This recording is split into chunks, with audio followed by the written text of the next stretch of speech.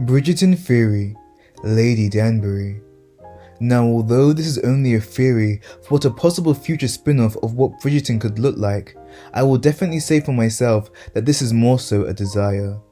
The character of Lady Danburry has always sparked my interest as I wondered how she grew such a deep relationship with Queen Charlotte and attained such wealth and power within the world of Bridgerton.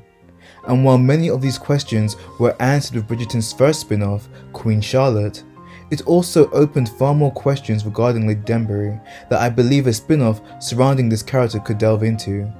The first topic that I believe her spin-off could focus on is her forced marriage to a much older Lord Danbury.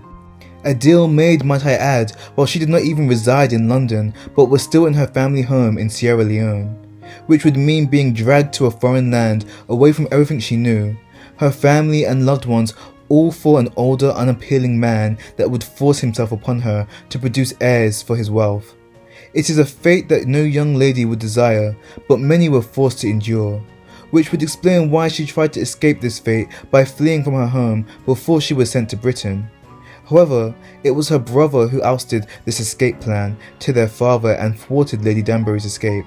So not only did he not support his sister in her desires for freedom and self-autonomy, he utterly denied her this opportunity and failed to understand what he had done at the time. While although they were both young when this occurred and her brother may not have understood what he was doing, you can still see how this would foster a resentment from Lady Danburry. Her relationship with her brother alone, alongside this story of the beginnings of Lady Danburry, is enough to have a short series in and of itself. But there is so much more to touch on with this character. Another aspect a spin-off could discuss is Lady Danbury's relationship with her now estranged children, in which she was forced to bring into this world. Now that we've seen how Lady Danburry was forced to bear Lord Danbury's children, it becomes far more clear as to why she holds such little interest in them. Now, Lady Danburry was never cruel to her children. In fact, I would say it was a bit of the opposite. She gave them a high standing in society and appears to let them be quite autonomous with their own lives. But as children, it was made clear in Queen Charlotte that she wanted very little to do with them.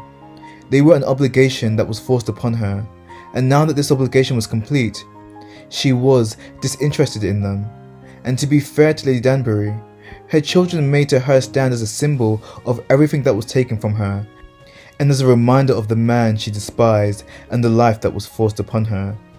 So to see these intense emotions come to light within a Bridgerton spin-off may not only vastly expand the character of Lady Danburry, but also bring in a new light to how we perceive her. Finally, the last aspect that Lady Danbury's spin-off could focus on is her travels to her homeland in Sierra Leone. As we are made aware of in Queen Charlotte, Lady Danbury was forced to move to London when she was a young lady. In her absence, Sierra Leone would have changed in quite a many ways, including the new dynamics of her family. With her parents presumably dead, we would explore what her home life is like with her as a matriarch of the family, and the effects of London's monarchy on the nobility of Sierra Leone. With this spin-off, while it would focus on Lady Danburry, it would be an opportunity to greatly expand the world of Bridgerton and see how this warped version of history would have affected the rest of the world. While it would never be touched on, it did always pique my interest as to how this world would also tackle the root of where most of the nobility in England received their wealth during this time, which for many would have been via owning of plantations and exploiting of slave labour. But with a society such as Bridgerton's, which is also heavily integrated with varying racial groups, traditions and beliefs, it would be difficult to dehumanize someone to the extent as slavery solely due to the colour of one's skin. But if we were ever to see this topic tackled, I believe a Lady Danbury spin-off would be the perfect place to start.